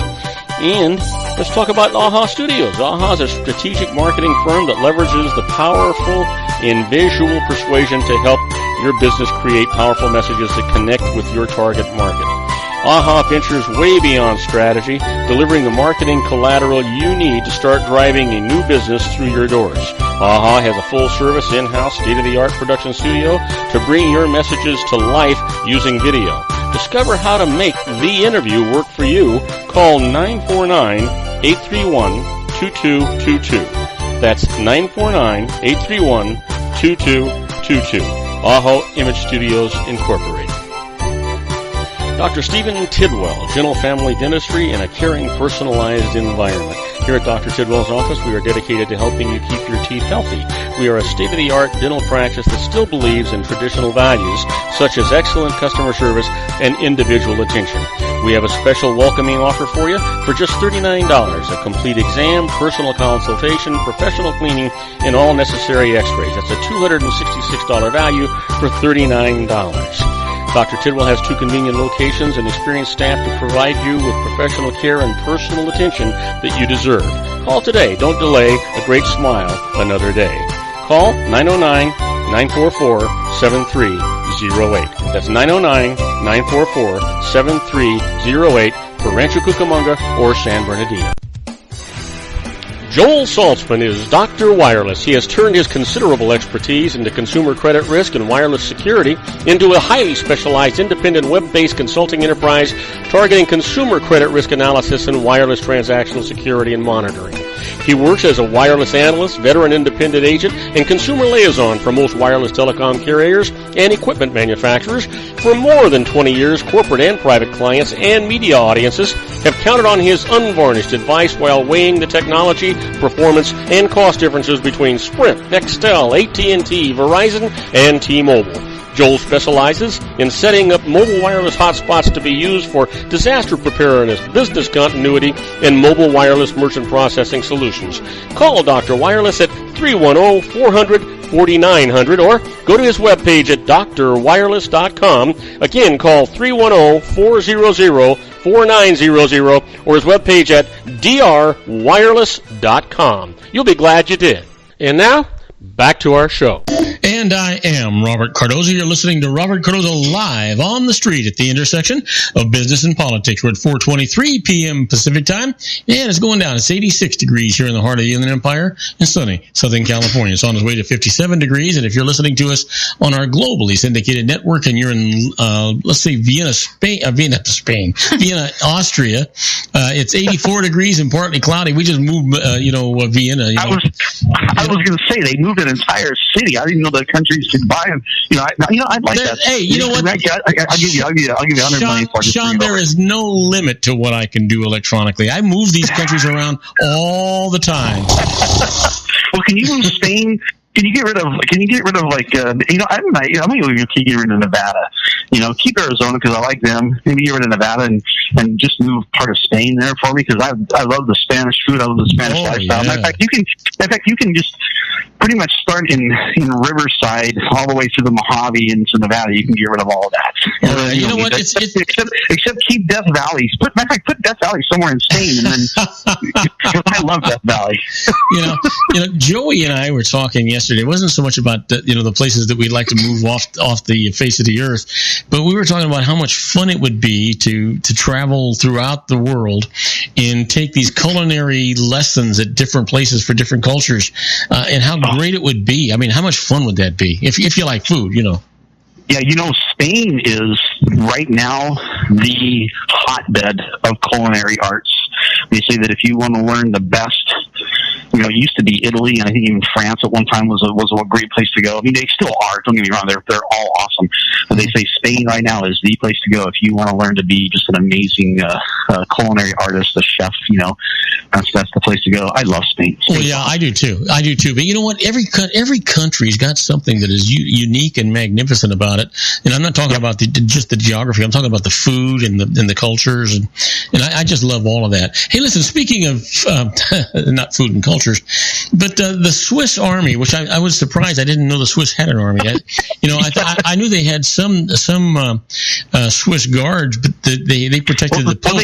They have to have an army, or how else would we have the Swiss Army knife? Yeah, well, I used to wonder about that too. Why do we have a Swiss Army knife when they don't have a Swiss Army? Anyway, they are having a problem here. It looks like they're battling bed bugs. Now, I thought bed bugs were caused by filth. I don't know what causes them, but I'm sure that not keeping sanitary conditions is going to perpetuate them. But in fact, that's funny because when I was at my mom's place, and we were looking at getting her one of those lifting recliner chairs. I said, you're not really going to need the lift part of it permanently. The recliner part would be nice, but you're not really going to need it to lift.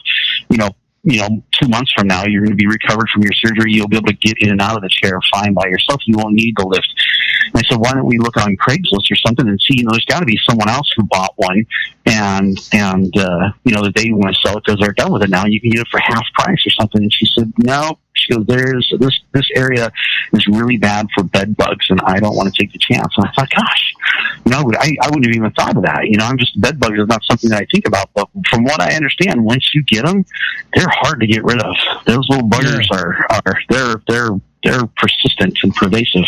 Yeah. I just. Go ahead, Joe. This kind of reminds me of something that the Swiss Army is battling bed bugs.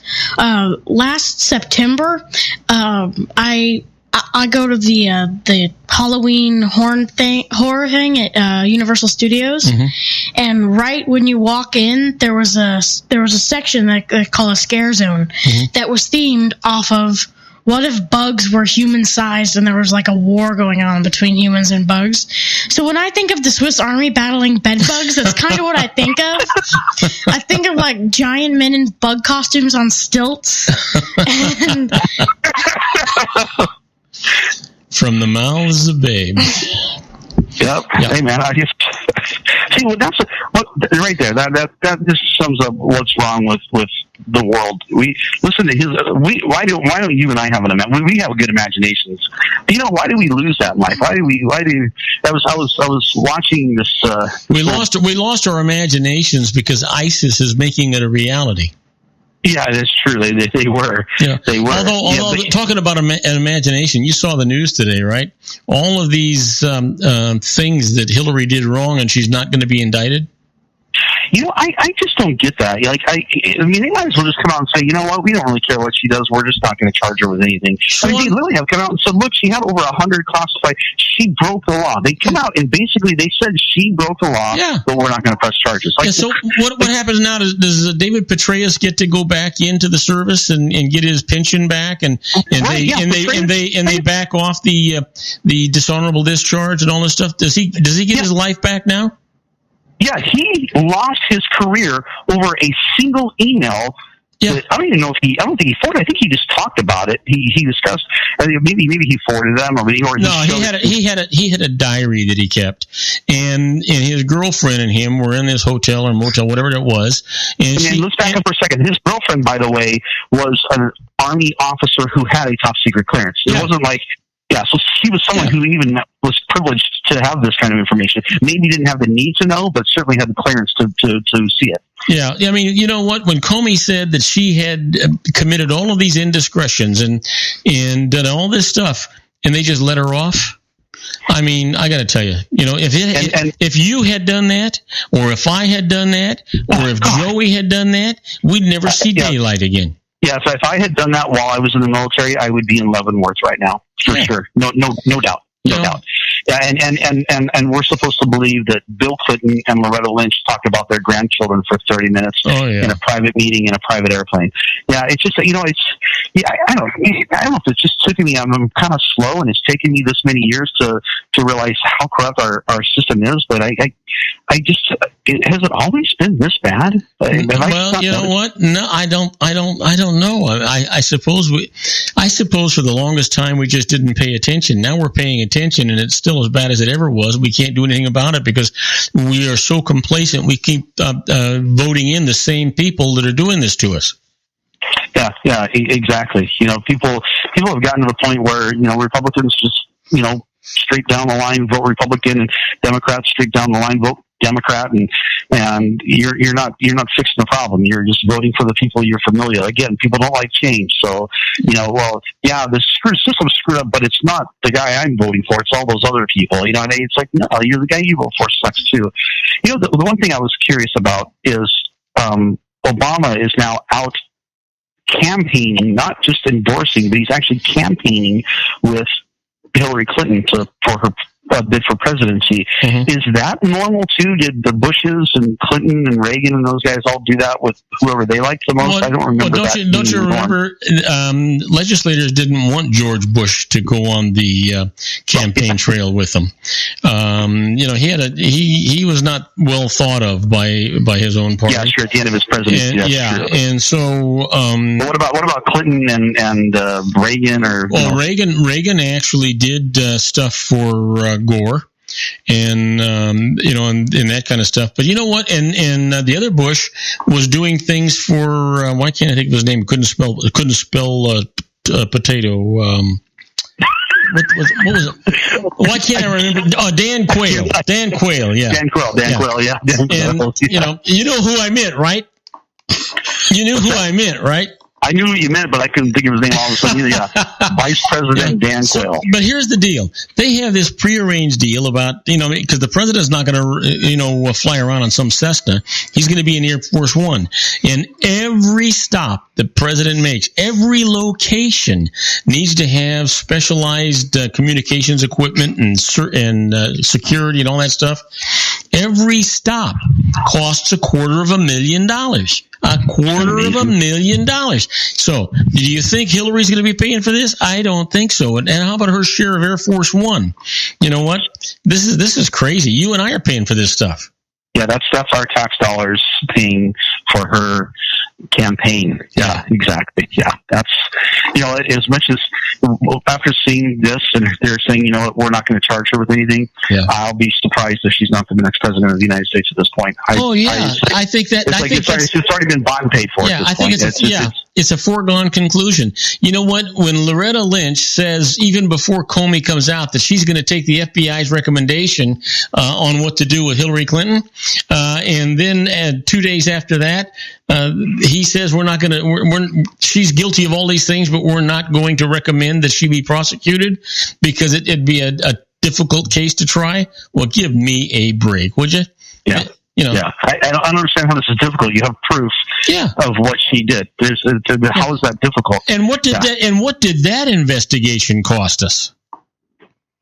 Oh yeah, and of course that's the part of the problem about now what everyone on the left is going to say is they're going to say, see, you Republicans, look what you did. You wasted tens, hundreds of millions of dollars of taxpayers' money for this investigation, and they're not even going to charge her with anything.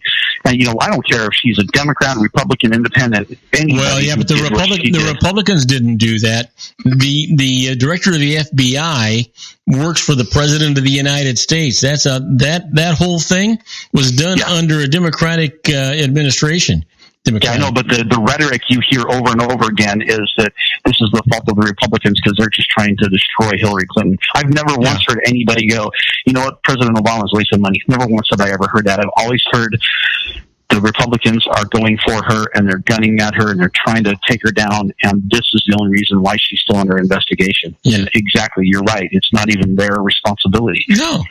No, it's just the whole thing it's demoralizing. It's depressing. What is going on, in this country. You're right. I don't remember it ever being this bad before. You would think that somebody'd be crucified for the kind of stuff that's going on. The Clintons get to make their own doggone rules. They apparently do. Yeah. I mean, even if Bill Clinton and Loretta Lynch talked about their grandchildren, which I refuse to believe. Yeah. It's still, you gave the appearance of what probably actually really happened, and that is that, you had this nice little discussion. Maybe, he said, hey, you know what? I've talked to Hillary. As long as she makes the presidency, whatever position you want, you just let us know, and we'll make sure we make that happen for you. Well, here's something else. Talking about that, because Bill Clinton is no longer the president of the United States. Been out of office for a long time. He's been out of office 16 years. Here's the deal. So he accidentally parks his plane right next to the Attorney General of the United States, the current one. Like they're going to just let any doggone plane park next to that plane. That'd be like saying, when I fly in my Cessna or my Piper Cub, I'm going to park right under the wing of Air Force One. Give me a break. Yeah. You're not even going to get close to that plane. Yep. No, they aren't. Yeah, they're going to put a big tractor in front of you, and they're going to destroy your airplane before you get even anywhere near it. Yeah, to think that he just coincidentally happened to be there, and they just said, hey, let's get together, let's have a cup of tea, because no, that's just, it's anyone who believes it because they just want to believe that there's no corruption. Yeah. And whether it was and this is one of those things that this is not a party line thing for me. I'm not saying this because she's a Democrat, he's a Democrat. I'm saying this because it's poor taste and judgment at the very best. You know what? Here's the thing. At the very least, here's what it says. It says that she has poor judgment. Is that who you want to have in the Oval Office? Right. Yeah. Now, having said that, I need to know what you and I are going to talk about on Thursday. It's funny. Let's talk about what. Remember, I was talking last Thursday about advanced glycation end products, the AGEs. Yeah. Let's talk about that. That's been on my mind ever since we talked about it, because it's something that I've studied quite a bit, and I know the importance of it. And for whatever reason, I don't talk about it a lot, even though it's something that really everybody needs to know about. So we'll talk about. It's called AGEs, and you can either get it on your food or you can produce it in your body. Advanced glycation end products. Okay. AGEs for short, and it does exactly what it says. It actually ages you. It causes you to age quicker. So we'll talk about that, how you can prevent or you can slow down the process of aging by preventing ages in your food and your body. That ought to be an interesting topic. I'm glad we'll do it. Listen, in the meantime, I want you to stay healthy, stay happy, keep all the people around you happy. Matter of fact, I happen to know that you do that. And our best wishes for you until Thursday from both me and my co-host Joey. Huh, Joe? Yep, absolutely. Joey, happy birthday, Joey, and Robert, go out and buy him a motorcycle for his birthday. Okay? You bet. It'll have the name right on it, Harley Tyco. Exactly. Okay, and for the rest of you folks, do not go away. We'll be right back after these brief messages.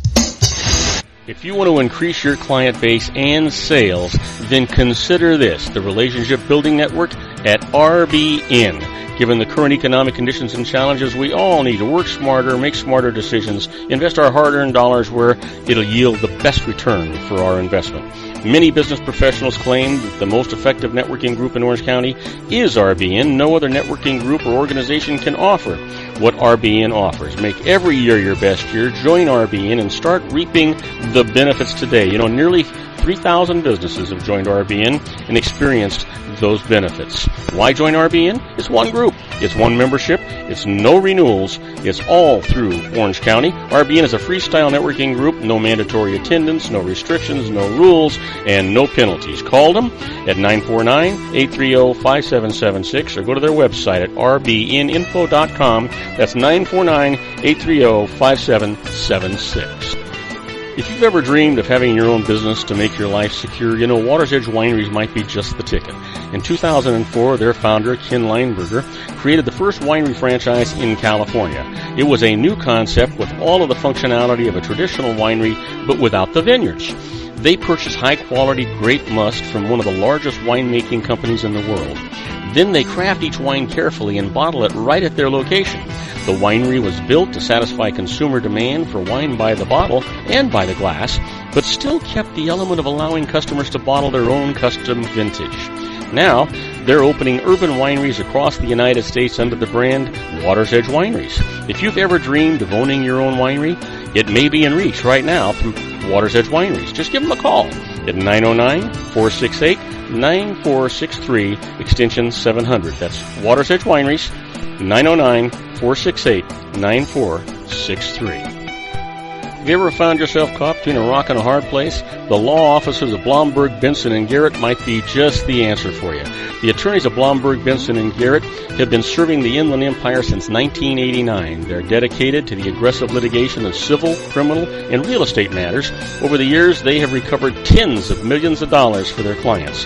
The firm's practice specializes in litigation of personal injury, accident, slip and fall, real estate, and criminal law cases. The firm provides clients with the care, accuracy, and dedication of experienced attorneys. Blomberg, Benson, and Garrett is located at 10300 4th Street, Suite 150 in Rancho Cucamonga, California. They've been providing the Inland Empire residents with outstanding legal services for over 25 years. They look forward to providing you with aggressive legal representation. Call them at 909-945-5000, where you can talk to a person, not a machine. That's 909-945-5000, the law offices of Blomberg, Benson, and Garrett. And now let's get back to our show where we talk about politics, money, and you.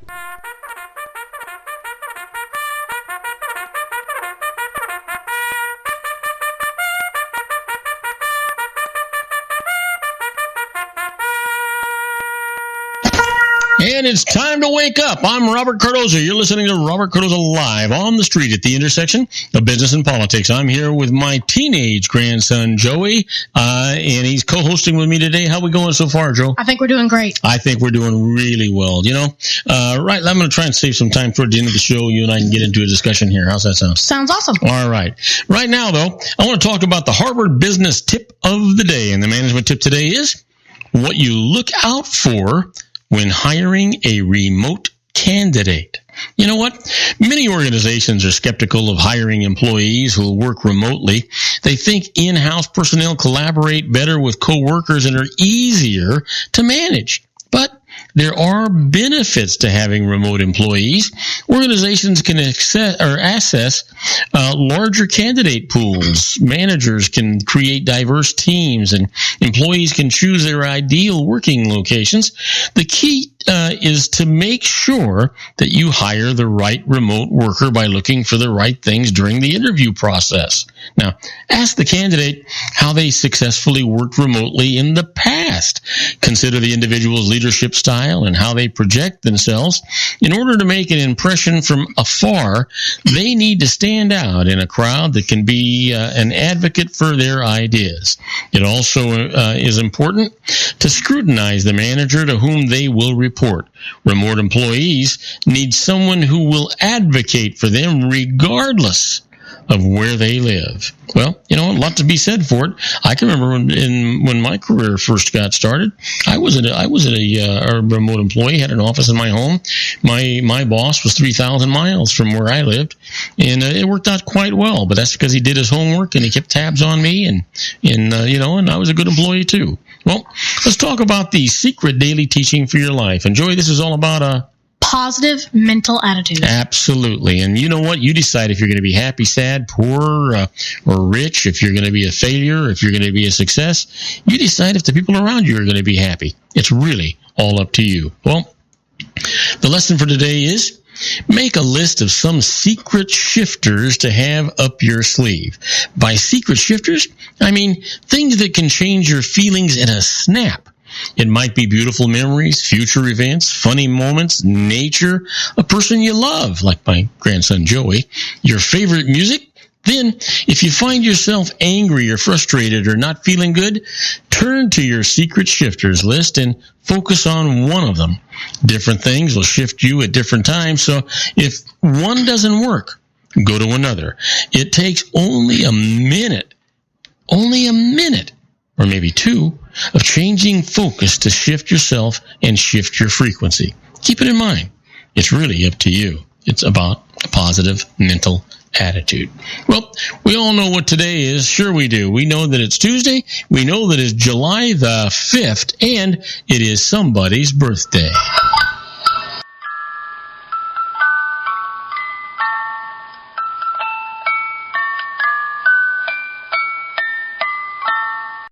Well, Well, Joy, this person that I want to talk to you about right now is somebody who everybody knows, but they're not really sure of. This is a guy who you may or may not have been involved in it. You ever go to the circus? Not really. I went to the Orange County Fair a couple of times, but never went to a circus. You know what? You really missed out on something, and now they're not what they used to be, because now the animals they're having all this PETA stuff going on and everything going on. But the fellow who invented the circus and the guy that made it a joy for young people for around the world for years and years and years, it's his birthday today. Mr. P.T. Barnum is his birthday.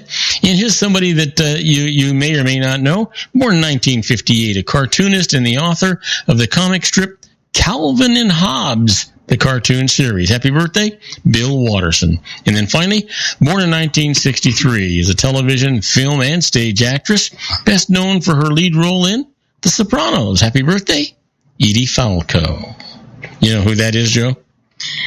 I recognize the face probably, but yeah, she was the nurse. The name. Oh, she was the nurse. Yeah. Okay. So what happened today in history? Well, on July the 5th, 1865, the Salvation Army is founded in the East End of London, England. A lot of people thought that the Salvation Army was created here in the United States, but it wasn't. It was actually founded in London, England. And on this day in 1954, the BBC broadcast its very first television news bulletin. And then in 1971, the right to vote, the 26th Amendment of the United States Constitution, lowering the voting age from 21 to 18 years, was formally certified by President Richard M. Nixon. You know what the M stands for? Milhouse. Milhouse, you got that right. That's my boy. And here's the quote for today. It comes from Stephen Wright. Stephen says, I have an existential map. It has "You Are Here" written all over it. That doesn't make any sense at all. I got to find out who. That was dumb. Yeah, "You Are Here," and it was written all over it. I guess maybe a well-traveled person? Possibly. Yeah. All right. It's time for those interesting but useless facts. That's it. That's the time. Did you know that there is only one McDonald's in the world, Sedona, Arizona, with turquoise arches instead of golden? Do you care? No. No. How about this? This is the one you're going to care about. Harvard University's original name was Cambridge. It only changed when John Harvard donated 400 books to the school. That's very interesting. Yeah, that is kind of cool, huh? I'd like to know in what year that the donation occurred. I don't know, but we could look it up on the internet. How about this? The buttons on the back of a dress coat once served a purpose other than a decoration. In 17th and 18th century Europe, the skirts of such coats were very long and the tails flapped about, interfering with movement.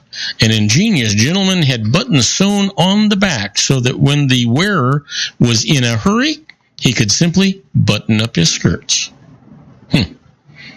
Why was he buttoning up his skirts? I could see women doing that. Well, let me give you this one.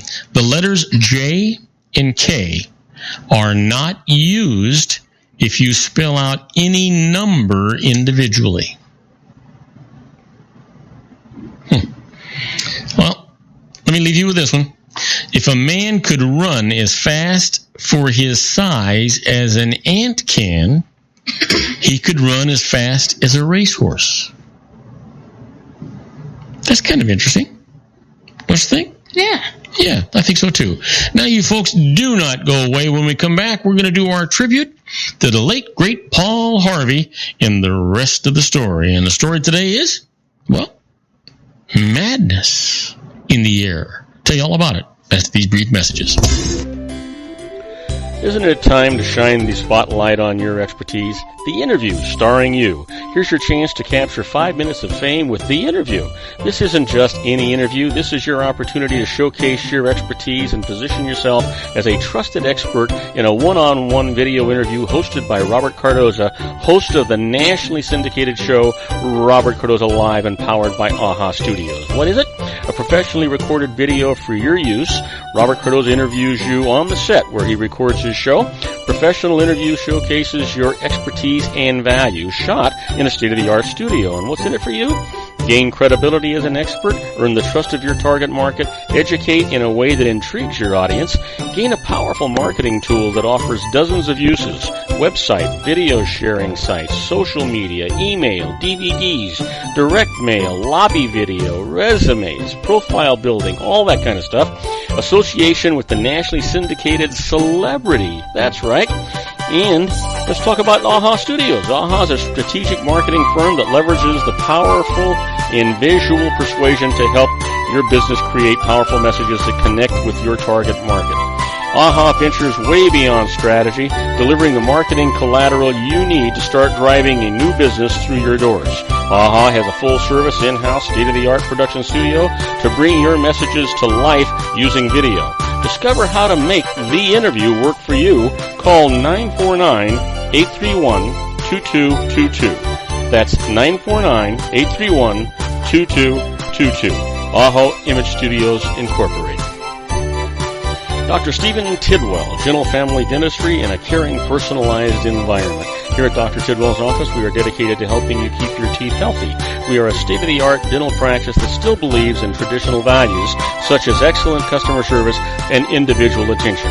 We have a special welcoming offer for you for just $39, a complete exam, personal consultation, professional cleaning, and all necessary x-rays. That's a $266 value for $39.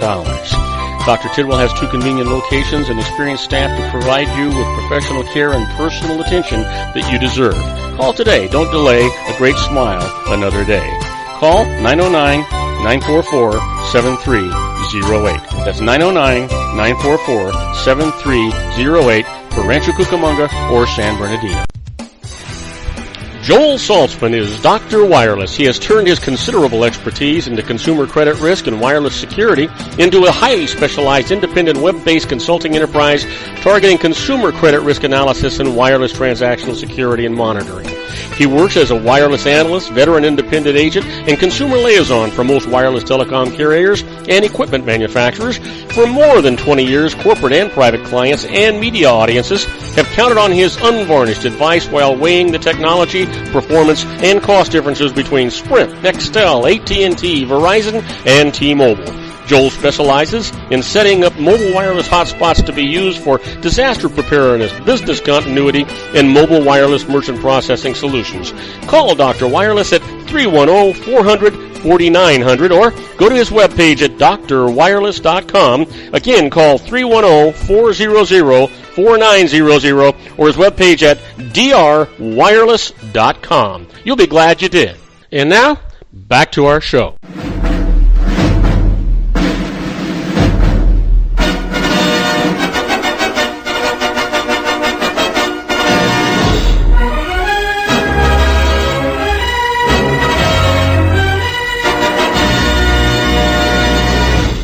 And I am Robert Cardoza. You're listening to Robert Cardoza Live on the street at the intersection of business and politics. I'm here with my co-host, my grandson, my newly teenage grandson, Joey. And right now, we're going to do the tribute to the late, great Paul Harvey and the rest of the story. You know, Paul Harvey's rest of the story is the biggest and best voice in America, reveals the startling heartbeats behind the headlines.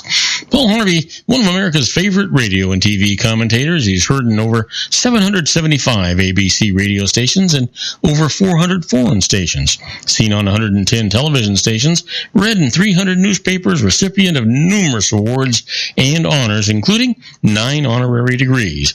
He's on the Gallup polls list of America's most admired men. What, Joe? What are you trying to tell me? The cool effect. There's a cool effect when you read the name. Oh, no, I'm not going to do that right now. Anyway, the story for today is madness in the air. And I'll explain the joy why I'm not doing the cool effect. It actually takes some manipulation here. Anyway, let's get to it. Two couples went out for the evening in much the same way couples do everywhere, and there was dinner and a show, and there was madness in the air. One couple was married, the other engaged. And while the marriage of the first was not without turmoil, the union of the second was most promising indeed. Until madness struck. It's been suggested that when the insane were locked away in days gone by, it was because the so-called sane feared the contagion of insanity. In other words, many believed madness to be catching, like a disease. In an effort to immunize themselves, they picked off the crazies or packed them off to faraway places, believing that they might avoid thereby the afflictions of the mad. Of course, this isolation of the insane was insane itself. And while there are some communicable diseases that manifest unusual behavior in the victim, and while we have traced some forms of insanity, such as schizophrenia, to blood disorders and vitamin deficiencies, there's no modern-day evidence that madness as such can be caught like a cold. Almost no evidence. For occasionally, the precepts of medieval medicine, the Dark Ages psychiatry, come back to haunt us. Once upon a time, two couples went out for the evening, in much the same way couples everywhere do, and there is the rest of the story. There was dinner and a show, and perhaps even madness in the air. How else could what happened to them have happened to them? Let's take the four one at a time. A distant relative of actor Basil Rathbone, Major Henry Rathbone, intelligent, honest, a good army officer. As far as we know, any predisposition to violence he might have had began and ended with the military. Major Henry's companion for the evening was his fiancée, Clara Harris. An attractive gentlewoman, she one day married the Major, despite what happened that night. Third in the party was Mary. High-spirited, quick-witted, well-educated, Mary came from a rather distinguished family. Some of her relatives frowned on the man that she had married, who accompanied her that evening. And even he, from time to time, doubted that any man could make Mary happy. Nevertheless, they'd been engaged, broken it off, became engaged again, and finally married. They had 4 children, only one of whom survived to adulthood, and though Mary and her husband seemed truly to love each other, their marriage was often beset by hectic quarrels and perhaps unfounded jealousies. One day, the scales, already precariously balanced, began to tip. Mary started to suffer from recurring headaches, fits of temper, and a sense of insecurity and loneliness that was intensified by her husband's long absences on the lawyer's circuit. Although this is not meant to suggest that the creeping madness that began that night began with Mary, she was later adjudged certified insane. For once upon a time, 2 couples went out together. There must have been madness in the air.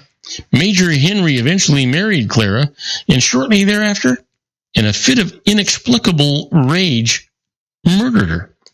And on the very evening the 4 shared each other's company, Mary's husband was killed in cold blood by a man decidedly insane.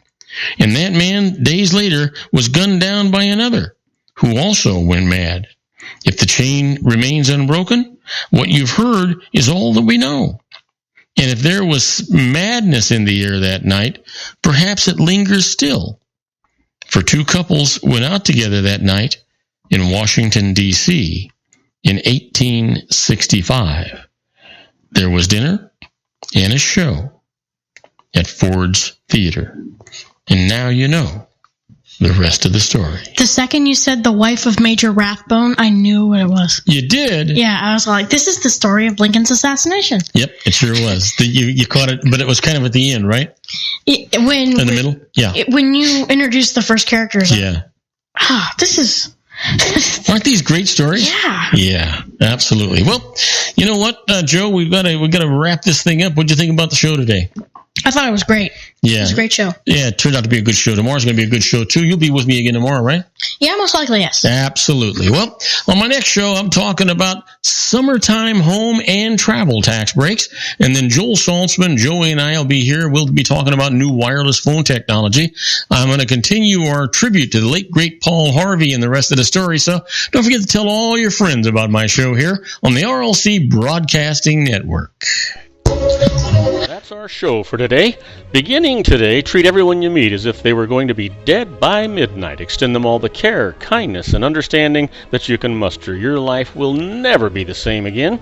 So many of our dreams at first seem impossible, then they seem improbable, and then when we summon the will, they soon become inevitable. You know, the real secret of happiness is to make others believe that they're the cause of it. Robert Cardoza Live is brought to you by blogtalkradio.com every Monday through Friday from 4 p.m. to 6 p.m. Pacific Time.